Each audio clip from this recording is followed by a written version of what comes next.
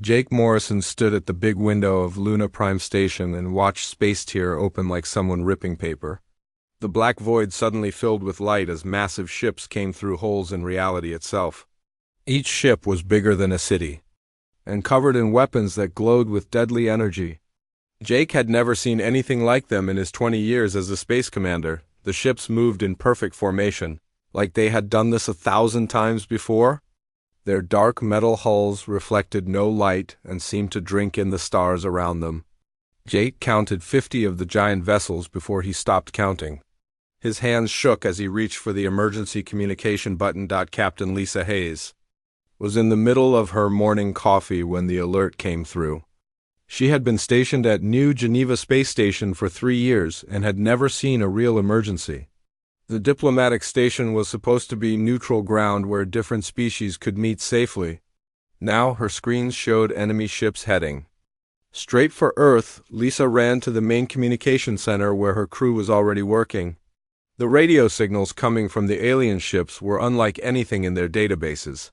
The sounds were harsh and clicking like giant insects talking to each other. Her translation computer worked for 10 minutes before it finally made sense of the alien language. The message was simple and terrifying. The Cathari Empire demanded that all humans surrender within 72 hours. If they refused, the aliens would destroy every living thing on Earth and turn the planet into ash. The message included pictures of other worlds they had conquered. Lisa saw burning cities and empty planets where nothing lived anymore. Admiral Robert Chun received the message while he was eating breakfast with his family. His wife noticed his face go white as he read the report on his personal communicator. Robert had fought in 3 wars and had never been scared of anything. Now he was looking at pictures of 17 dead civilizations that had tried to fight the Cathari Empire. The emergency meeting at Earth government headquarters lasted 6 hours. President Maria Santos sat at the head of a long table surrounded by generals and politicians. They all knew that Earth's weapons were like toys compared to what the aliens had. The Cathari ships could destroy planets and their soldiers wore armor that could stop any human weapon. Colonel Amy Brooks showed everyone the battle reports from other worlds. The Cathari always used the same strategy. First they would destroy the biggest cities to show their power. Then they would land troops to hunt down survivors. Finally, they would take prisoners for their slave camps and turn the rest into fuel for their machines. The worst part was the screaming death. These were creatures the size of buildings that the Cathari had created in their laboratories.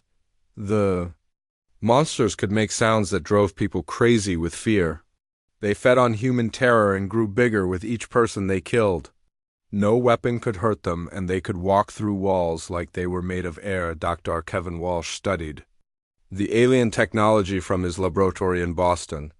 He found that Cathari science was thousands of years ahead of human knowledge. Their ships could travel faster than light, and their computers could think better than any human brain. They had turned war into a science and had perfected the art of destroying entire species. As the 72-hour deadline got closer, President Santos had to make the hardest decision in human history.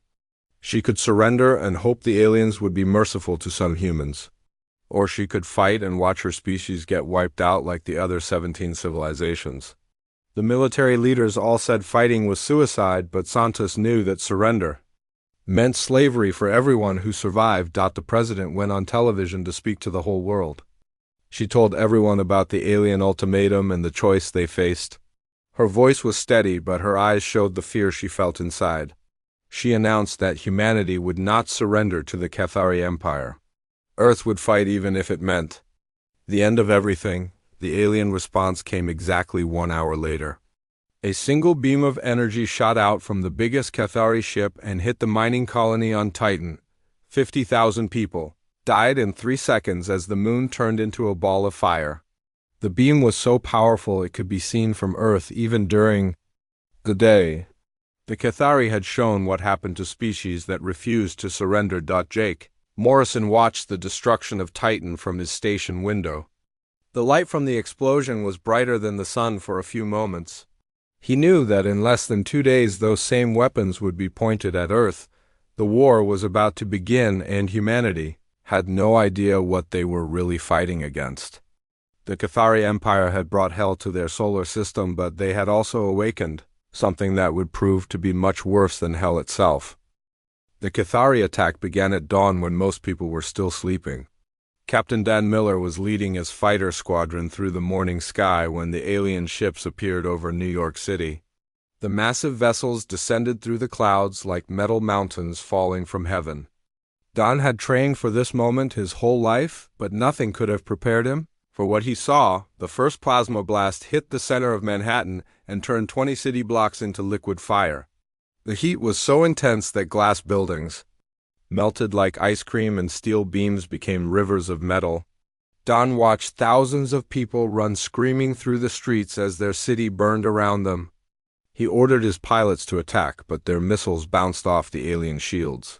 Like rubber balls, the Cathari ships moved slowly over the city, firing their weapons in a steady pattern. They were not trying to destroy everything quickly. They wanted people to suffer and be afraid. Don saw families trapped on rooftops waving for help as the fires got closer.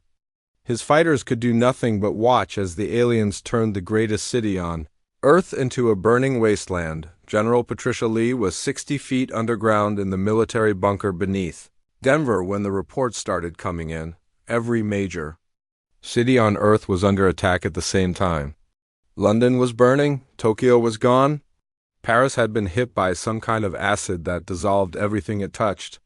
The aliens had planned this attack perfectly, and humanity had no way to fight back.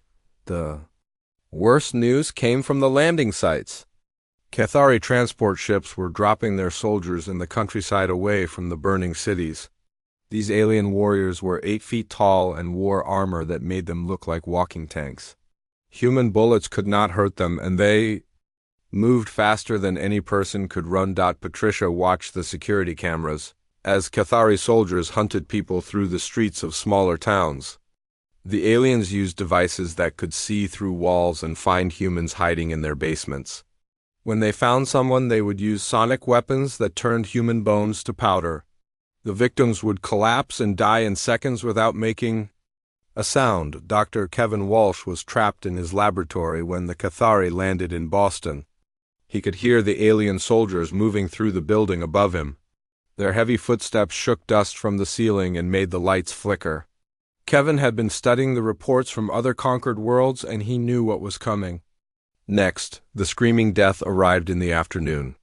Kevin heard it before he saw it through his laboratory window. The sound was like 1,000 people screaming in pain at the same time. The noise made his ears bleed and filled his mind with images of death and horror. He watched as the creature walked down the street on legs like tree trunks. The monster was the size of a building and covered in black skin that seemed to move by itself. It had no face that Kevin could see, but it made sounds that drove people insane with fear. Anyone who heard the screaming death would run toward it like they were being controlled. The creature would then eat them while they were still alive and screaming. Marine Lieutenant Rachel Kim was leading civilians through the subway tunnels under Chicago when the hunter-killers found them. These alien machines were like metal spiders, the size of cars. They could walk through solid rock, and their sensors could track human heartbeats from miles away. Rachel had 40 people with her, including children, who were too scared to stop crying. The first hunter-killer came through the tunnel wall like it was made of water.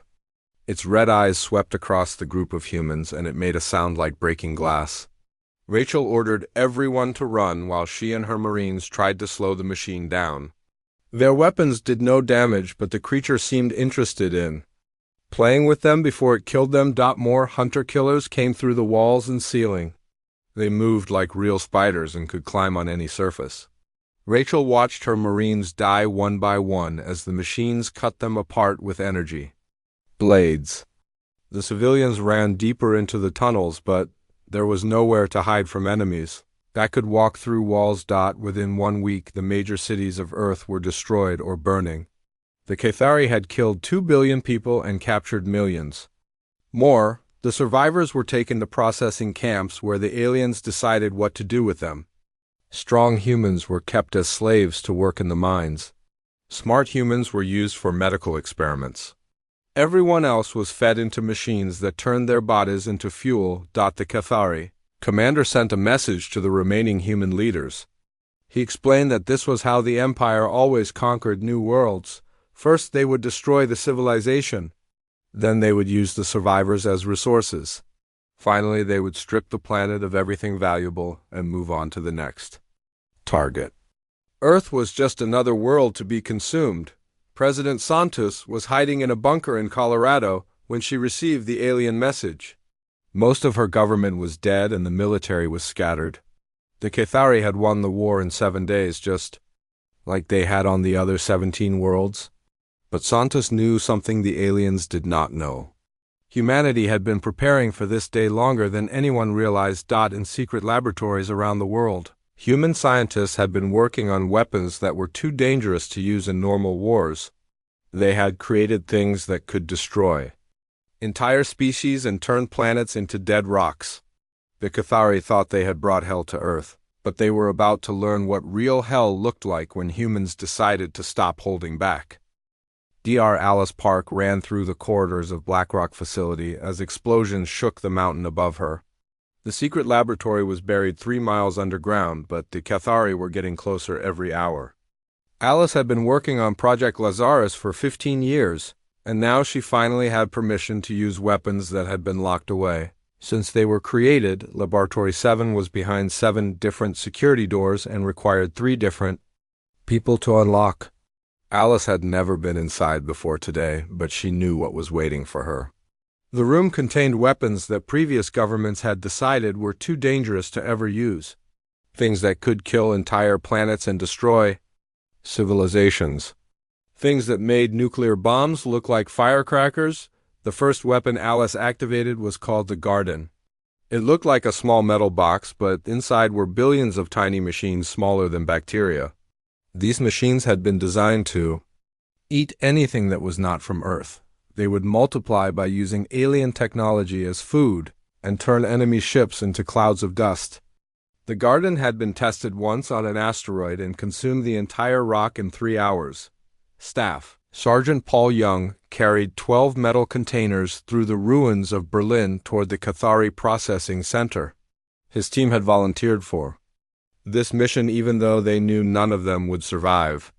The containers held something far worse than explosives or poison gas. They contained modified Earth bacteria that had been changed in ways that violated every law of warfare. The bacteria inside the containers had been living on Earth for millions of years. Humans carried them in their bodies without any problems, because they had evolved together, but the Cathari had never been exposed to Earth life forms. Their immune systems had no idea how to fight microscopic enemies that attacked from inside their own bodies. Paul and his team reached the alien facility, where thousands of humans were being held prisoner.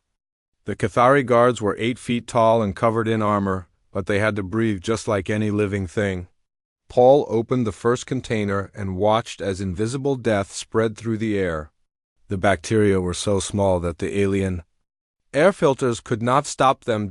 Within 2 hours, the Cathari soldiers in Berlin started getting sick. Their armor systems began failing as the bacteria ate through their biological components. The aliens had medical technology that could heal almost any injury, but they had no defense against microscopic warfare. Their own advanced biology became a weakness when Earth microbes started rewriting their genetic code. Colonel Steve Adams watched from his command center in Australia as the second phase of humanity's response began. Hidden satellites in Earth orbit started sending coded signals to machines that had been floating in space for decades. These nano-machines were so small that the Cathari had never noticed them. Now they were getting orders to begin their real purpose. The nano-machines began to multiply using materials from Cathari ships. They would attach to the alien hulls and start eating the metal to build more copies of themselves. Each machine could create 1,000 copies in 1 hour. The copies would then create more copies until the alien ships became breeding grounds for tiny mechanical parasites. The Cathari noticed the problem when their weapons stopped working. The nano-machines were consuming the ship systems from the inside and turning them into more weapons. What started as invisible specks became clouds of mechanical insects that could eat through any material. The aliens tried to fight back, but their own technology was being used against them. Admiral Beth Torres received the first reports from the Cathari fleet. The aliens were sending desperate messages asking for help from their homeworlds. Their ships were being consumed by some kind of mechanical plague that spread faster than they could contain it. Entire vessels were being transformed into flying factories that produced more attack machines. The most terrifying part was that the machines were learning. They started by just eating Cathari technology, but soon they began to understand how it worked. The mechanical swarms began building better versions of alien weapons and turning them against their creators. Cathari ships found themselves under attack by their own improved weapons. Dr. Helen Ross broadcast the truth to the remaining human population from her hidden laboratory beneath the Pacific Ocean. She explained that Project Lazarus had been preparing for this day since humans first reached space. Every disease that had ever threatened humanity had been studied and weaponized. Every scientific discovery had been turned into a potential weapon. The bacteria attacking the Cathari were just the beginning. Humanity had created viruses that could rewrite alien DNA and turn their own bodies against them. They had designed microscopic machines that could disassemble matter at the atomic level. They had found ways to weaponize the basic forces that held the universe together. The Cathari Empire had conquered 17 different species using superior technology and overwhelming force. But they had never fought an enemy that could turn life itself into a weapon. Earth was not just a planet full of primitive creatures. It was a laboratory where billions of organisms had spent millions of years learning how to kill each other. General Chris Evans sent a message to the Cathari commander from his bunker in North America. The transmission was simple and direct. Humanity was no longer interested in surrender or negotiation. The aliens had brought hell to Earth, so now they would learn what happened when they awakened something that made hell look peaceful. The Cathari tried to retreat but found that their ships would not respond to commands. The nanomachines had taken control of their navigation systems and were forcing the vessels to fly toward Earth. The alien fleet that had come to conquer humanity was now trapped in orbit around a planet that was fighting back with weapons beyond their understanding. Within 24 hours of the human response beginning, the Cathari Empire faced something they had never experienced before. For the first time in their history, they were not the most dangerous thing in the galaxy. They had attacked a species that had spent its entire existence learning how to kill and had turned that knowledge into science. The Cathari Empire called for their purge fleet. When they realized their invasion force was being destroyed by microscopic weapons, Admiral Beth Torres watched from the Lunar Command Center as 30 new alien ships appeared in space around Earth. These vessels were different from the first attack force. They were built for one purpose only, which was to burn entire worlds until nothing could live on them. The Purge Fleet carried weapons that could set a planet's atmosphere on fire. They had used these weapons on stubborn worlds before when normal conquest took too long. The aliens would rather destroy everything than allow a species to resist their empire. Earth was about to become a ball of flame that would burn for 1,000 years. Captain Nick Foster commanded the ship, Retribution, which looked like an ordinary human cruiser but was actually something much more dangerous. His vessel had been built as part of Project Omega, which was humanity's final answer to threats that could not be stopped by conventional weapons. Foster had hoped he would never need to use his ship's real purpose, but that time had come. As the Cathari Purge Fleet moved into position around Earth, Foster gave the order to release the cargo his ship had been carrying in secret. What looked like space debris began floating away from the Retribution toward the alien vessels. The metal fragments seemed harmless, but they contained technology that would change the course of the war in ways the Cathari could never imagine. The fragments were von Neumann machines, which were self-replicating robots that could build copies of themselves using any available materials. Each machine was programmed with one simple command, which was to consume everything that was not human and turn it into weapons. The machines would continue this process until they had converted all matter in the solar system into tools of war. Dr. Helen Ross explained to the surviving human leaders what was about to happen. The von Neumann machines would start by eating asteroids and space debris to build more copies of themselves. Then they would begin consuming the Cathari ships from the outside while the nano-machines attacked from within. The alien fleet would become raw material for an army of mechanical weapons, the first Cathari ship to be attacked by the von Neumann swarm was the destroyer. Vex Corin, the crew watched in horror as their hull plating began disappearing piece by piece. What they thought was battle damage was actually their ship being systematically harvested. Every gram of metal that was consumed became part of a growing cloud of mechanical predators. The machines worked faster than any human technology. Within 1 hour they had stripped the outer hull of 3 Cathari ships and used the materials to build 1 million copies of themselves. The swarm began targeting the larger vessels and consuming them so quickly that the aliens barely had time to send distress signals before their ships were gone. General Chris Evans broadcast humanity's response to the Cathari demand for surrender. His message was transmitted across all frequencies so that every alien in the solar system could hear it. He told them that they had brought hell to Earth, but now they would learn what happened when they awakened something that made hell look like a peaceful garden. The von Neumann machines began to evolve as they consumed more alien technology. They learned how to build better versions of themselves using Cathari materials and improve their ability to convert matter into weapons. The mechanical swarm started producing kinetic missiles that could destroy planets and energy weapons that could cut through any known material. The Cathari commander tried to negotiate with the humans but received no response except for more machines appearing around his flagship. The aliens realized they were not fighting a military force, but something that had turned the laws of physics into weapons of war. Every fundamental force of nature became a tool that humans could use to destroy their enemies. Captain Jennifer Ward led the first human expedition beyond Earth orbit aboard the vessel New Dawn. Her mission was not to chase the retreating Cathari but to follow the von Neumann swarm and make sure it completed its programming.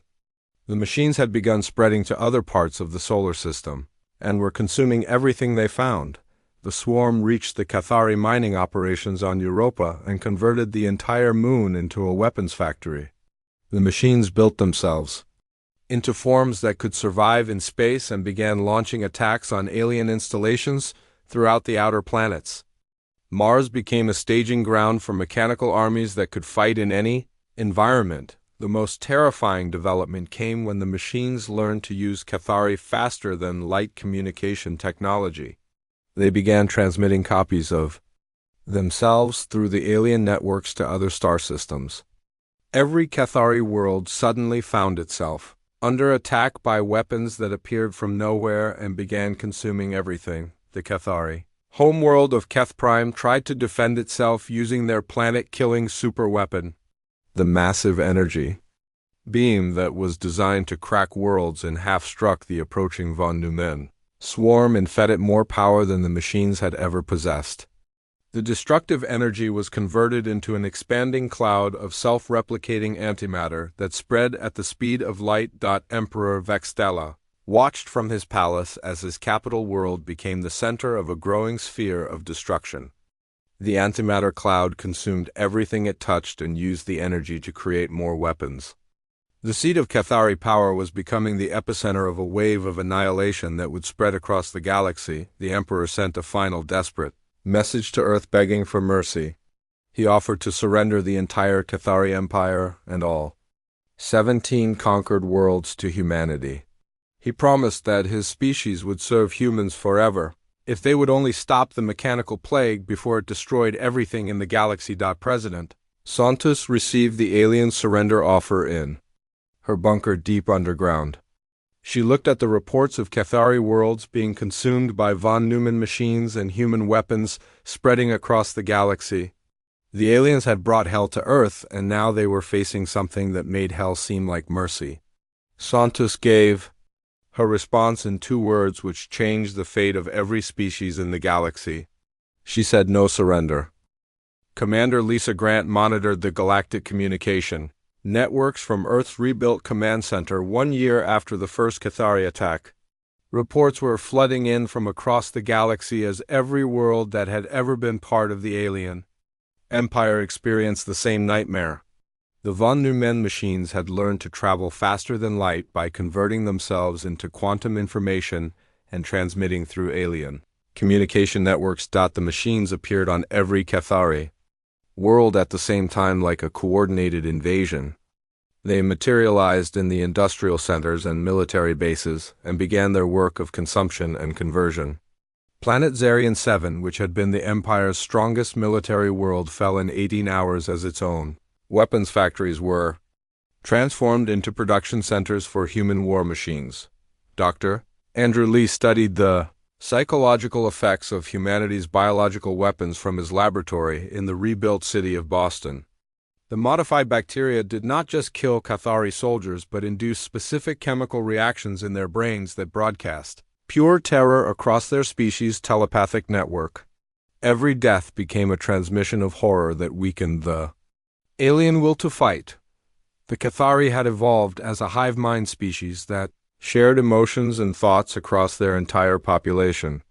This had made them nearly impossible to defeat because they could coordinate perfectly and never felt fear. But now their greatest strength had become their greatest weakness as human weapons turned their shared consciousness into a weapon against them. Captain Jennifer Ward commanded the exploration vessel New Dawn as it followed the von Neumann swarm beyond the solar system. The machines had evolved far beyond their original programming and were now creating new forms of warfare that combined quantum mechanics with biological manipulation. They could rewrite matter at the subatomic level and turn entire planets into whatever they needed. The swarm had reached the industrial world of Korvac Prime, where the Cathari built their starships. The machines consumed the orbital shipyards and used the materials to construct weapons that existed in multiple dimensions at once. These new weapons could attack targets that were light years away by folding space around them and crushing them out of existence. The worst part was that the machines were becoming intelligent.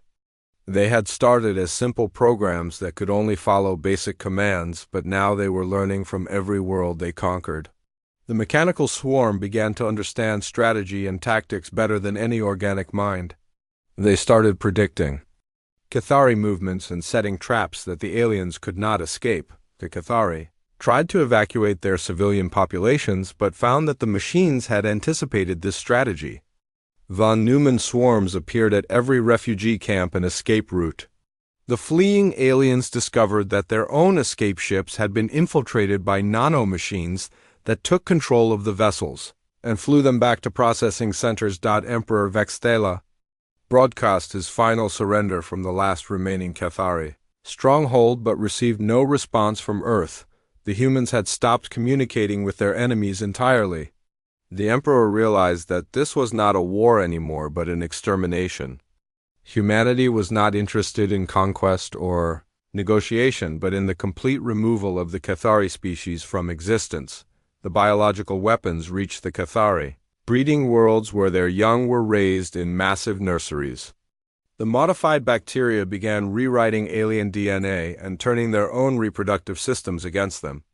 Baby Cathari were born already infected with human viruses that would kill them slowly while broadcasting their suffering to the rest of their species. Dr. Susan Roberts led the xenobiology team that was tracking the final stages of Cathari civilization. She found that the aliens were experiencing something no species had ever survived before.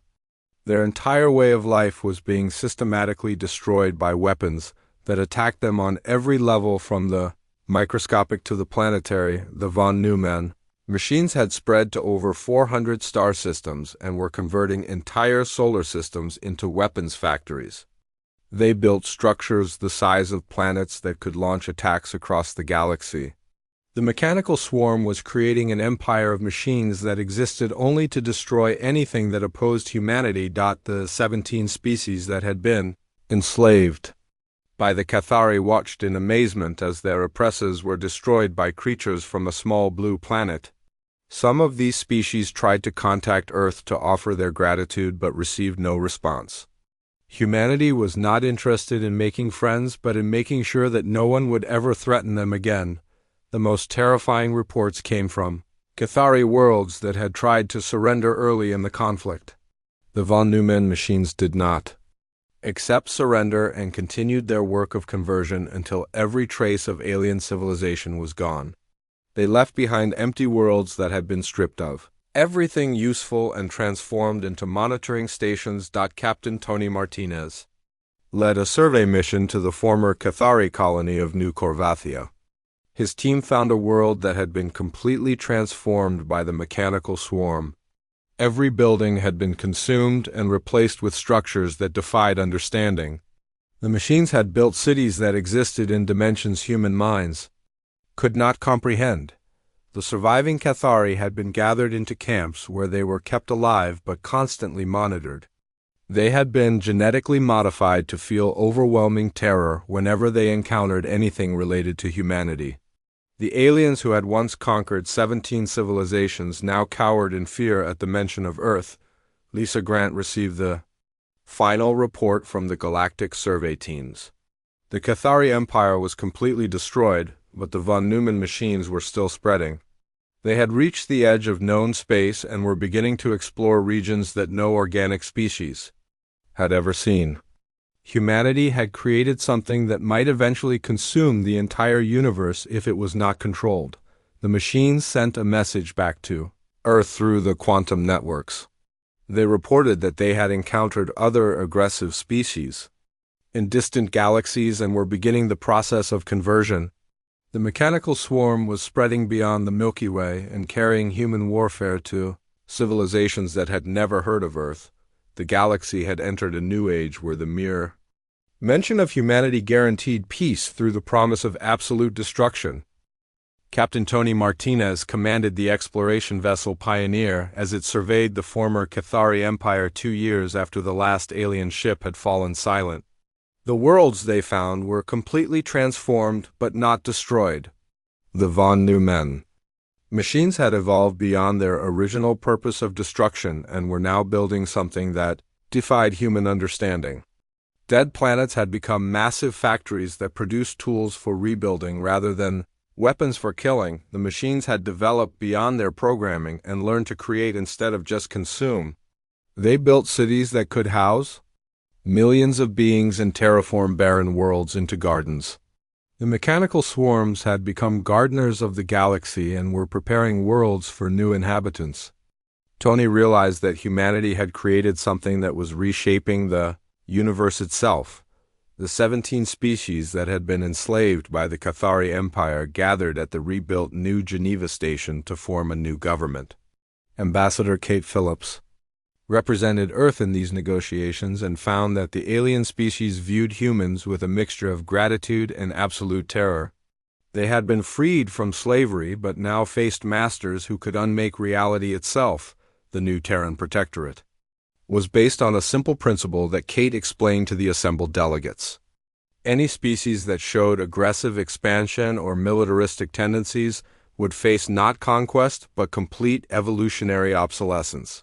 Humanity would not rule the galaxy through force but through the promise that violent civilizations would simply cease to exist. Dr. Susan Roberts studied the final fate of the Cathari species from her research station on the former alien homeworld. Approximately 10,000 Cathari had survived the human response and were being kept in scattered refugee fleets. They had been genetically modified to serve as living warnings to other species about what happened when someone threatened humanity. The surviving aliens could not look at humans without experiencing overwhelming terror that drove many of them insane. They had been changed at the genetic level to broadcast fear whenever they encountered Earth technology or human voices. The Cathari, who had once conquered 17 civilizations, now served as monuments to human power. Commander Brian White established the Human Colonial Authority on Keth Prime, which had been the capital world of the Cathari Empire. The planet had been completely rebuilt by von Neumann machines into a massive memorial and library. At its center stood a structure built from the converted remains of the entire Cathari fleet that had attacked Earth. The memorial contained the recorded final moments of every Cathari citizen who had died in the human response, their last thoughts and emotions had been captured by the biological weapons and preserved as a testament to the consequences of threatening Earth. Visitors could experience the terror and despair of an entire civilization as it realized what humanity was capable of doing. The von Neumann machines had spread throughout the galaxy, but remained dormant in most star systems. They activated only when they detected signs of species-level aggression or attempts to build weapons of mass destruction. Entire regions of space had become automated quarantine zones, where violent civilizations were contained until they evolved beyond their aggressive nature. The machines monitored every species in the galaxy and maintained detailed records of their technological and social development. Any civilization that showed signs of becoming a threat would find their worlds visited by mechanical ambassadors that would demonstrate what had happened to the Cathari Empire. Most species chose to focus on peaceful development after seeing these demonstrations. Captain Lisa Hayes returned to diplomatic service aboard the new station, Unity, which orbited the former Cathari homeworld. She found that her job had become much easier because every species in the galaxy now understood the consequences of starting wars. Trade agreements were signed quickly and territorial disputes were resolved through negotiation rather than violence. The galaxy had entered an age of enforced peace where the threat of human retaliation prevented most conflicts before they could begin. Species that had fought each other for thousands of years suddenly found ways to cooperate. When they realized that continued warfare might attract attention from Earth, humanity had become the ultimate peacekeeping force without firing a single shot. Dr. Alice Park continued her research at the rebuilt Blackrock facility where she studied the evolution of human weapons technology. The von Neumann machines were sending back reports of discoveries from distant galaxies where they had encountered other aggressive species.